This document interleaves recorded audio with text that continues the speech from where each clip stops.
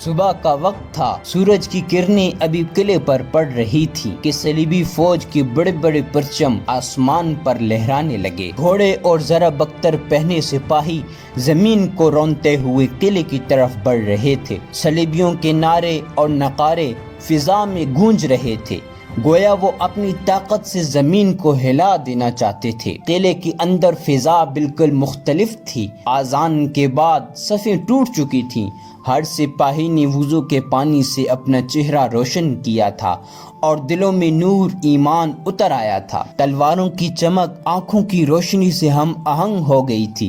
صلاح الدین گھوڑے پر سوار ہوئے اور اپنی لشکر کے سامنے آ کر بلند آواز میں کہا، مسلمانوں، آج کا دن فیصلہ کن دن ہے۔ یاد رکھو، دشمن تعداد میں زیادہ ہے، ہتھیاروں میں مضبوط ہے، مگر ہمارا سہارا اللہ ہے اور اللہ کے ساتھ کھڑا ہونے والا کبھی تنہا نہیں ہوتا۔ سپاہیوں نے یک زباں ہو کر کہا، اللہ اکبر۔ یہ نعرہ قلعے سے ٹکرا کر بار بار گونجا، صلیبی فوج کے کانوں تک پہنچا تو وہ ایک لمحہ رکے، پھر غصے اور غرور میں اپنے گھوڑے کو آگے بڑھانے لگے۔ چند لمحوں بعد صلیبیوں نے بڑے بڑے منجیق آگے کھینچنے لگے، ان میں جلتے ہوئے پتھر رکھے گئے اور پھر زوردار آواز کے ساتھ وہ پتھر آسمان کو چیرتے ہوئے قلعے کی طرف اڑ گئے۔ ایک پتھر آ کر قلعے پر لگا اور دھماکے سے دیوار کا کچھ حصہ ٹوٹ گیا، گرد و غبار اڑا۔ قلعے کے اندر موجود سپاہی ذرا بھی نہ گھبرائے۔ ایک نوجوان نے اپنے ساتھی سے کہا، دیکھا بھائی، زمین لرزتی ہے مگر ایمان والے کے دل نہیں لرزتے۔ اس نے نعرہ لگایا، اللہ اکبر۔ صلیبی تیر اندازوں نے بارش کی طرح تیر برسائے۔ قلعے پر موجود مسلمان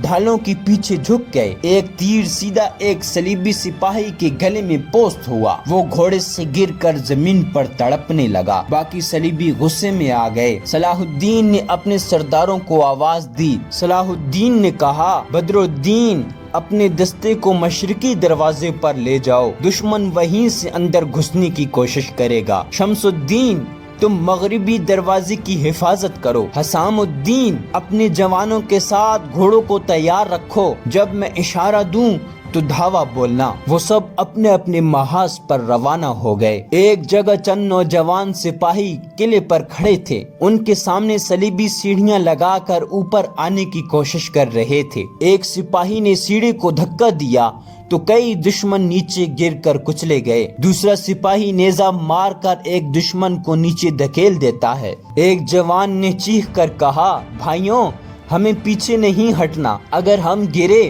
تو ہماری مائیں بہنیں غلام بن جائیں گی۔ اس کے یہ الفاظ سن کر سب کے دلوں میں آگ سی بھڑکنے لگی۔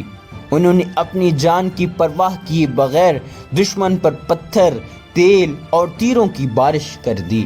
اسی دوران قلعے کے اندر وہی غدار تاجر خفیہ طور پر دروازے کے قریب پہنچا۔ اس نے پہرے داروں کو بھگانے کی کوشش کی۔ ایک کو کہا، بھائی، جنگ کا کوئی فائدہ نہیں، صلیبی بہت طاقتور ہیں، اگر دروازہ کھول دیا جائے تو خون خرابہ نہیں ہوگا۔ لیکن پہرے دار نے غصے میں جواب دیا، خاموش، یہ قلعہ اللہ کے نام پر کھڑا ہے، ہم اپنی جان دے دیں گے مگر دروازہ نہیں کھولیں گے۔ غدار نے دل میں سوچا، یہ لوگ ایمان کے نشے میں پاگل ہیں، مگر میں اپنا موقع ضائع نہیں کروں گا۔ دوپہر تک لڑائی اپنے عروج پر پہنچ چکی تھی۔ صلیبی بار بار قلعے کی دیواروں پر چڑھنے کی کوشش کر رہے تھے اور مسلمان نیچے گرا رہے تھے، مگر دشمن کی تعداد ختم نہیں ہو رہی تھی۔ صلاح الدین نے دیکھا کہ ایک طرف دشمن کا دباؤ زیادہ ہے، وہ خود گھوڑے پر سوار ہو کر اس طرف بڑھے، ان کے ساتھ 20 سپاہی دوڑ پڑے۔ صلاح الدین نے تلوار کھینچی اور بلند آواز میں کہا، اے محمد صلی اللہ علیہ وسلم کی امت کے جوانوں، میرے ساتھ بڑھو۔ وہ خود آگے بڑھ کر ایک صلیبی پر وار کرتے ہیں، دشمن 2 ٹکڑے ہو کر گر جاتا ہے۔ یہ منظر دیکھ کر مسلمان سپاہیوں کا حوصلہ کئی گنا بڑھ گیا، انہوں نے ایک ساتھ دھاوا بولا اور دشمن کو پیچھے دھکیل دیا۔ اسی دوران ایک نوجوان سپاہی تیر کھا کر زمین پر گر گیا، اس کے ہونٹوں پر مسکراہٹ تھی۔ اس نے آخری الفاظ کہے،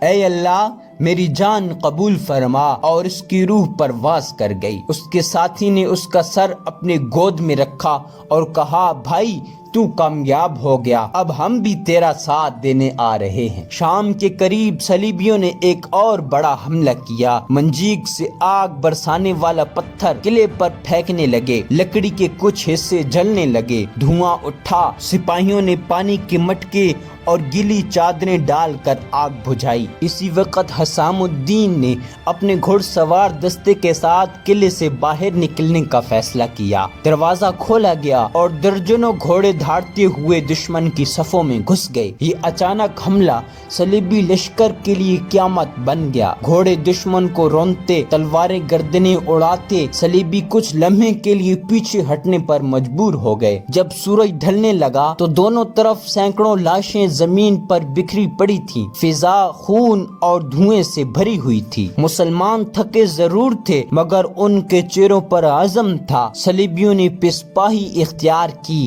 اور اپنے کیمپ کی طرف لوٹ گئے تاکہ اگلے دن پھر حملہ کریں۔ صلاح الدین نے قلعے پر کھڑے ہو کر کہا، الحمدللہ، آج اللہ نے ہمیں ثابت قدم رکھا، مگر یہ جنگ ابھی ختم نہیں ہوئی۔ کل ہمیں اور سخت امتحان درپیش ہوگا، تیار رہو سپاہیوں۔ سپاہیوں نے یک زبان ہو کر کہا، اللہ پر بھروسہ ہے، ہمیں اللہ پر بھروسہ ہے۔